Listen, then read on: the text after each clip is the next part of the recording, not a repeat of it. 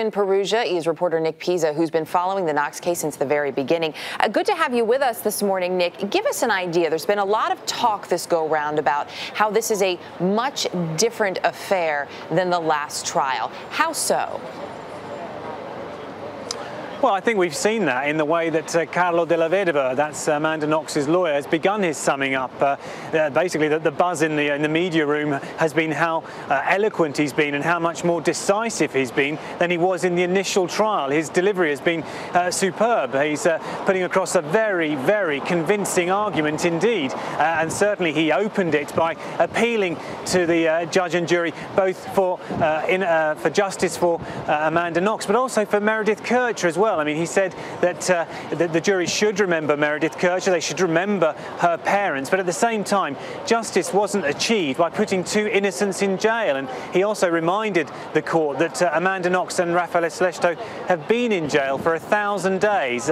You may recall this crime was committed in 2007 and they were convicted in 2009. Amanda Knox is serving 26 years and her co-accused Raffaele Celestio 25 years. And he pointed out that in his summing up that there were several errors in the way that the police carried out this investigation, and he said that he was convinced that the truth never dies, and he hoped that the judge and jury would see this and clear them both. The Amanda Knox that we're seeing here too is a very different young woman from the Amanda Knox that we saw a couple of years ago in court. We saw her smiling at that point. Her entire demeanor is different. How much of an impact does just her appearance and the way she's comporting herself have on the judge and the jury in this case?